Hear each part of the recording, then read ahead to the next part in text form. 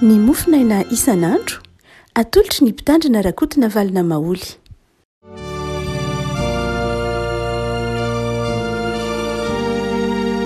Falmiraba tsika rehetra ry havako malala tratrity talata fa 5 ny volana aprily ity. Ny voalahatra ao mofina antsika anio dia ny romanina toko fahaenina. Romanina toko fahaenina ny andininy fa 9 ka hatramin'ny 7. Vakitsika aminaran'i Jesosy. Ary raha niara-maty tamin'i Kristy isika dia mino faherabelona aminy koa isika. Ary fantatsika fa rehefa nitsangana tamin'ny maty Kristy dia tsy maty intsony izy. Tsy manan-kery amin'ny intsony ny fahafatesany. Fa ny amin'ny nahafatesany dia maty ny amin'ny ota indray mandeha izy. Fa ny amin'ny hahavelomany kosa dia velona ho an'Andriamanitra izy. Ary aoka ho tahaka izany koa ianareo, ka ny tenanareo dia ataovy efa maty ny amin'ny ota, fa velona ho an'Andriamanitra amin'ny Kristy Jesosy. Ko aza vela ny ota anjaka amin'ny tenanareo mety maty hanarahanareo ny filany. Aza manolotra ny momba ny tenanareo amin'ny ota ho fiadiany tsy fahamarinana. Fa atolory ny tenanareo an'Andriamanitra toy ny efa maty nefa velona, ary momba ny tenanareo fiadiany fahamarinana ho an'Andriamanitra. Fa ny ota tsy hanan-kery aminareo, fa tsy mba ambany lalàna ianareo, fa ambany fahasoavana. Ray masonao manamasinana amin'ny fahamarinana ny teninao no fahamarinana. Amen. Ity epistily nosoratan'i Paoly amin'ny romanina ity afaka malala dia manazava ny toetry ny olom-baovao. Toetry ny olom-baovao. Hitantsika ao amin'ity romanina toko fahaenina ity, ny andininy fa 7 dia manao hoe fa izay efa maty dia afaka amin'ny ota. Zany hoe ny fahafatesan'ny tompo toa amin'ny hazo fijaliana na tonga antsika ho afaka tamin'ny ota. Niara-nombora tamin'i Kristy tamin'ny hazo fijaliana antsika dia niaraka nombona teo amin'izany Kristy izany koa ny ota sy ny nofo, ka dia afaka amin'ny fanandevozan'ny ota isika. Dia anandininy fa 9 ka hatramin'ny 7 ary dia misy toetra vitsivitsy izay ananan'ny olona, zany hoe olom-baovao, olona efa niara-maty tamin'i Kristy tao amin'ny hazo fijaliana ary niara-natsangana tamin'i Kristy tamin'ny hazo fijaliana, tamin'ny fitsanganany tena maty. Dia inona no toetran'izay olom-baovao zany? Raha tsorina dia ny atao hoe olom-baovao dia olona efa mibebaka izy. Antsoina hoe olom-baovao dia olona mibebaka izy. Mazava ny famaritana ny ataontsika protestanta hoe olona mibebaka. Mazava ny famaritana ataontsika protestanta ny olona mibebaka. Jean Calvin dia nanazava ao anatin'ny boky nosoratany antsoina hoe Institution de la religion chrétienne, nanazava takila maromaro izy momba ny antsoina hoe olona mibebaka. Dia ny voalohany indrindra ozy dia ny olona mibebaka dia tena fiovam-piainana mihitsy. Dia fiovam-piainana. Ary iny zany hoe fiovam-piainana zany. Antsoina hoe fiovam-piainana dia miainga amin'ny Matthieu 7:2, bokin'ny Samuela 1:7-2 ka hatramin'ny 7 no anazavany azy. Na koa ao amin'ny Luka 7:4 dia ity romanina 9:4 zay ao anatin'ny ity mofinaina zay vakitsika androany ity moa ny tapany voalohany. Ny hoe ny olona mibebaka dia olona miala tamin'ny toetra ratsy, miova fomba fisainana, miova fo, miala tamin'ny fahazarana ary fahazaran-dratsy isan-karazany, ary manana fomba fisainana vaovao, fomba hevitra vaovao, fomba fijery vaovao mihitsy ny atao hoe fiainana. Ary ny faharoa zay manamarika ny ataontsika hoe olona mibebaka dia ny olona zay tsy andevoziny nofo intsony izy, efa nanaiky ny nanombo ny nofony tao amin'ny hazo fijaliana izy, ka tsy ny nofony na ny filany intsony no mibaiko azy. Fa ny fahatelo dia zao olona mandeha araka ny fanahy izy. Olona mandeha araka ny fanahy izy. Raha fitinina zany ireo zavatra telo ireo rehefa ko malala hoe ny olona zay vonona miova saina ka vonona nao ny sitrapon'Andriamanitra, olona tsy baiko ny asany nofo intsony, olona mandeha araka ny fanahy, dia olona manana fifandraisana vaovao amin'Andriamanitra. Olona manana fifandraisana vaovao amin'Andriamanitra madio fo ary noho ny am' Jesosy Kristy tompo a dia vonina anao a ny sitrapon'Andriamanitra ary tia manao ny sitrapon'Andriamanitra. Dia izay no aseho amin'ny Paoly amin'ity Romanina toko fahenina vavalo ka hatramin'ny faefatra ambin'ny folo tery havako. Te hitaonantsika izy fa isika dia olom-baovao. Olom-baovao, olona efa nibebaka. Satria ny olona efa nibebaka dia ny olona nandray an' Jesosy tompo sy mpamonjy azy. Dia hoy izy manao hoe izao ary ny tokony ho izy, tsy manjaka intsony ny ota, andininy faharoa folo, aza avela ny ota no anjaka amin'ny teninareo, aza manaraka ny filany. Voalohany indrindra dia izao, ny olom-baovao zany. Zany hoe ny olona avy nankalaza Pasika, olona niarana tsangana tamin'ny Kristy tamin'ny maty, dia olona izay tsy anjakan'ny ota intsony izy. Tsy anjakan'ny ota intsony izy. Ny ota mantsy any dia raha am'ty epistily ho an'ny soatana ho an'ny Romanina ity, miteny hoe ota dia miverina in-telo amby efapolo. Raha miteny hoe ota fotsiny dia miverina in-telo amby efapolo. Fa ny teny hoe manota, matoa-teny zany verbe, de miverina in-pito. Ny teny hoe ota manarana zany dia miverina in-telo amby efapolo, ary ny teny hoe manota verbe na matoa-teny de miverina in-pito. Raha atotaly zany ato anatin'ny epistily ho an'ny Romanina, ny teny hoe ota na manota, lay teny hoe Martanao, zany hoe lay ota matoa-teny miverina in-pito. Fa raha atotaly zany no rehetra dia ny teny hoe ota na manota de miverina in-dimapolo. Miverina in-dimapolo ao amin'ny epistily ho an'ny Romanina. Ny teny hoe dimapolo de izao milaza mampatsiaro antsika ny tsopily. Zany hoe lay teny hoe dimapolo ao de milaza fanafahana. Ary tsy mahagaga raha ohatra ka ny epistily ho an'ny Romanina de mivohy fanafahana. Satria toy ny marina fa tsy azo heverinao fanjifindravatra zany ve, fa toy ny milaza hoe ny ota dia efa resy ny fahasoavana, efa resy teo amin'ny hazo fijaliana, efa nombona teo amin'ny hazo fijaliana ka tonga afaka isika. Afaka malala raha toa ka mijery zany isika ity epistily ho an'ny Romanina ity, dia taon'ny Paoly fa satria tsika olom-baovao, satria tsika olona nandray ny famelan-keloka dia tsy tokony mampanjaka ny ota intsony amin'ny teny. Ny fomba hoentina miaro ny tena amin'ny fahotana de zavatra roa no ambaran'ny Paoly. Ny voalohany dia ny fanekena ny andeha amin'ny fahasoavana, ary ny faharoa dia ny fanekena andeha amin'ny finoana. Ny olona mandeha amin'ny fahasoavana sy ny fahatokinana ny finoan'Andriamanitra dia mandresy ny ota. Fa ny zavatra faharoa avako malala raha asehon'ny Paoly eto hoe ahoana moa no mahatonga antsika satria tsika olom-baovao dia tsy mampanjaka ny ota intsony eo amin'ny fiainantsika, fa ny faharoa lehibe afaka malala dia ny fampiasana ny tenantsika ho fiadian'ny fahamarinana. Zany hoe tsy hoe olona tsy manao, tsy hoe olona tsy manota, zany hoe olona miandry fotsiny tsy manota, fa olona koa miasa. Zany hoe tsy pasifa fa aktifa, zay lay tenenin'ny Paoly eto, zany hoe olona manaiky ho fiadian'ny fahamarinana. Ny olom-baovao, ny olona mibebaka, ny olona efa nandray ny famelan-keloka, ny olona niarana tsangana tamin'ny Kristy tamin'ny maty, dia tsy olona andevozon'ny ota ka ampiasain'ny ota hatsiarony tenany sy ny fiainany, fa olona koa manaiky ho fiadian'ny fahamarinana. Lay fahamarinana resahan'ny Paoly eto dia lay sitrapon'Andriamanitra, ilay sitrapon'Andriamanitra. Zany hoe itsika zany rehefa niarana-tsangana tamin'i Jesosy tamin'ny maty de manjary fiadian'ny tenin'Andriamanitra, manaiky ampiasain'Andriamanitra, fiadian'ny fahamarinana, tonga antsika any amin'ny fiarahamonina, tonga antsika any am-piasana, tonga antsika any amin'ny tokantrano, tonga antsika any amin'ny toerana misy antsika ny tenin'Andriamanitra sy ny sitrapon'Andriamanitra. Zava-dehibe zany rehefa malala, tsy azon'Andriamanitra ampiasaina, tsy azo ampiasaina ny olona raha tsy mibebaka izy. Tsy azo ampiasaina ny olona raha tsy efa nandray an'i Kristy izy. Ny mahamaiky an'Andriamanitra de ny ampiasa antsika.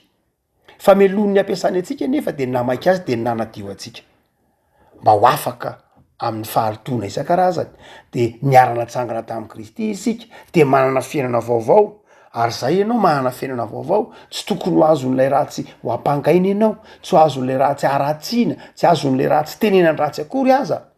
satria olona vaovela eloka eo aminao Jesoa nitafy an' Jesoa ianao noho ny amin'ny fahafatesany to amin'ny azo fijaliana noho zany de izao tonga fiadian'ny fahamarinana tsy vitany hoe tsy manota intsony fa tonga fiadian'ny fahamarinana tonga irak'Andriamanitra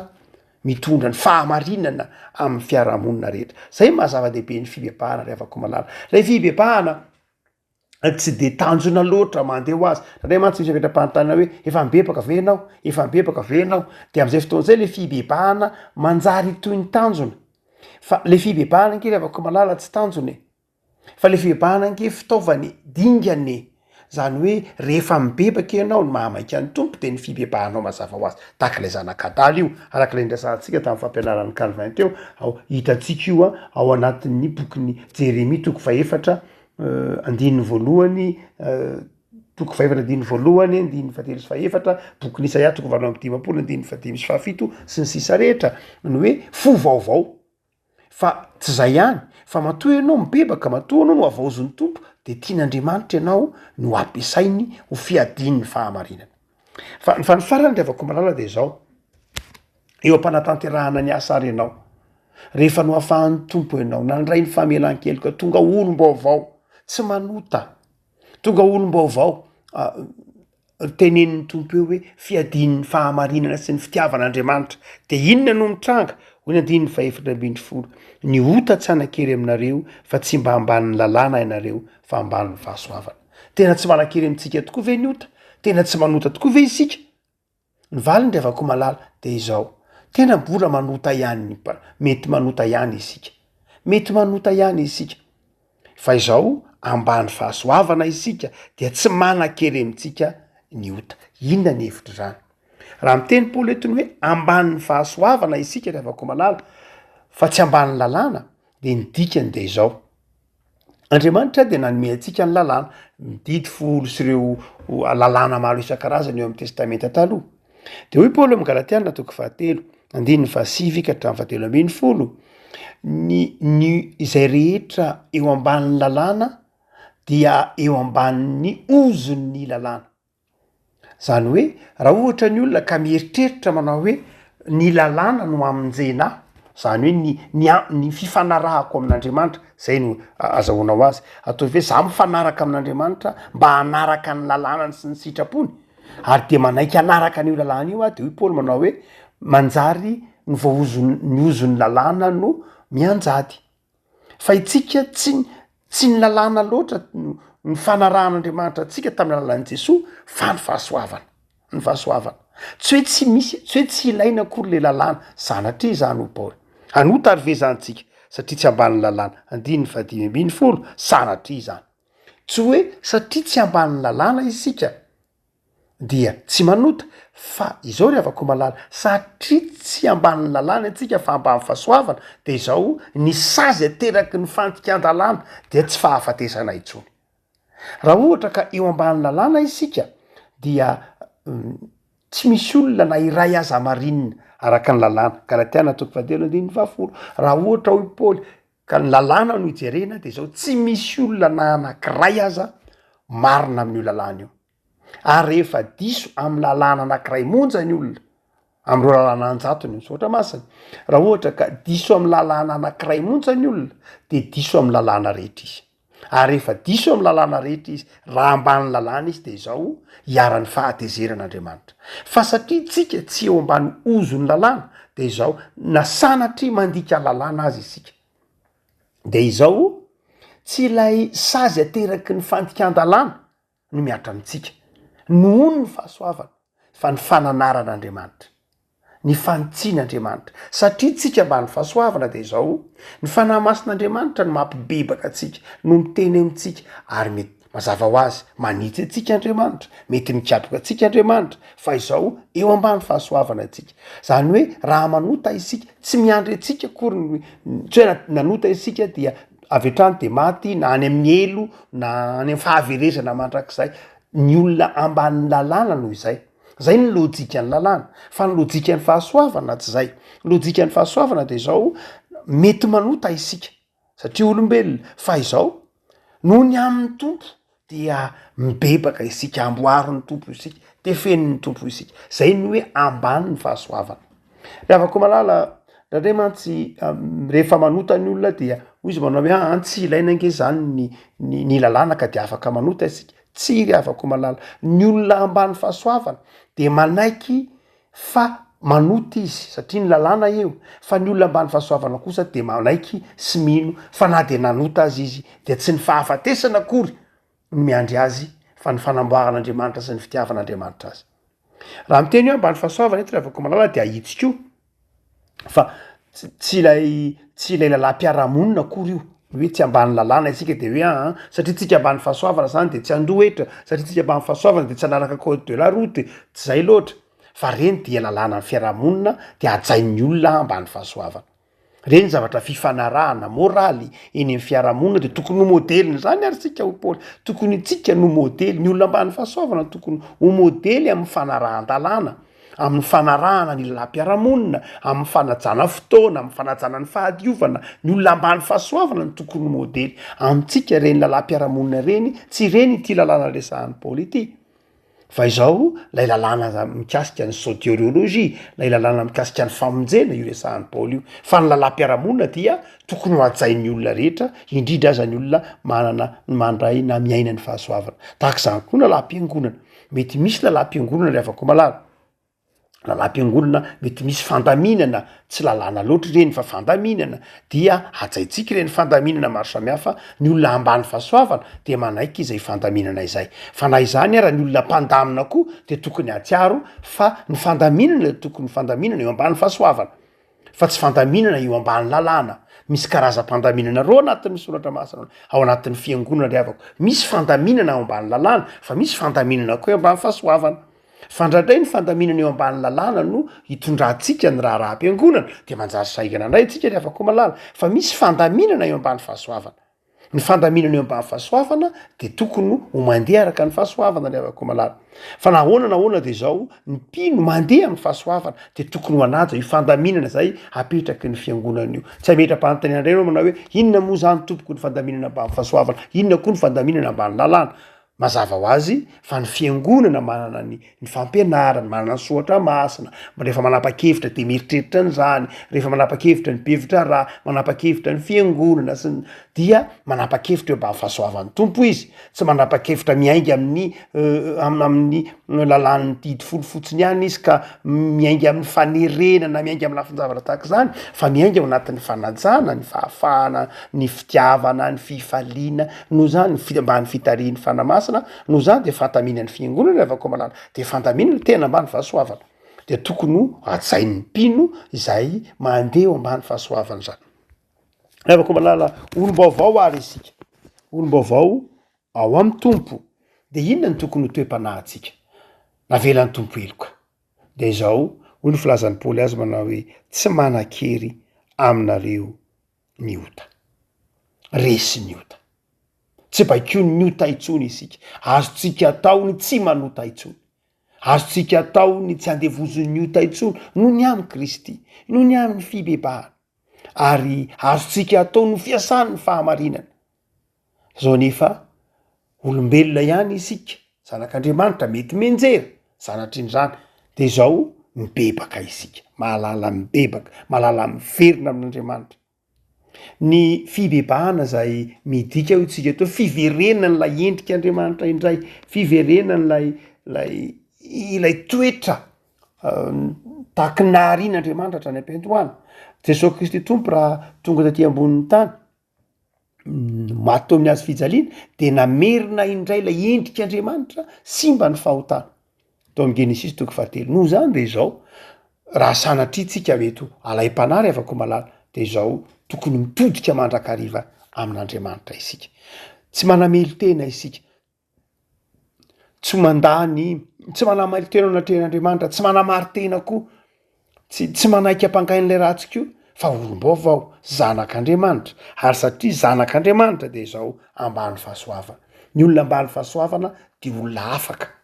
raha mbola eo ambany zioka ny lalàna de andevony lalàna de tery tsy afaka manao na inona na inona matetika hitantsika eo anivon'ny fisainany testamenta taloha fa ny olona ambany lalàna de mandrakariva masika tery tahak'izany ny olona eo ambany lalàna fa ny olona manana ny fahasoavana kosa de olona misokatra ny olona ambany fahasoavana de olona misokatra olona mahatsiaro ny fitiavan'Andriamanitra olona mifaly amin'ny fiainana isan'andro olona te hizara te hanome te hanolotra te hanompo te hanatanteraka ny sitrapon'Andriamanitra satria tafaverina ao amin'ilay fahariana vaovao amin'ny Kristy. Afaka malala Pasika ny andro talata andro faharoa rinan'ny Pasika sady izika inona ny afatra anao ianao dia tsy manan-kery aminao ny ota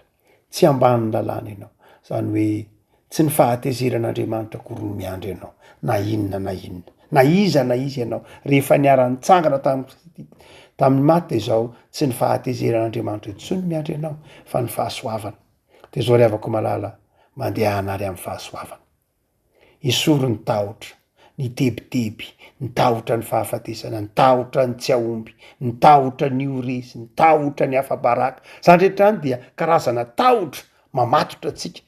ka mahatonga atsika tsy afaka mandroso fa zanaky ny fahasoavana ianao natao andresy natao hifaly natao hiadanao amin'ny tompo natao hanatanteraka ny asa masina zay sain'ny tompo atao no zany ry havako malala matoky ny fitiavan'Andriamanitra ao amin'i Jesosy Kristy mpamonjy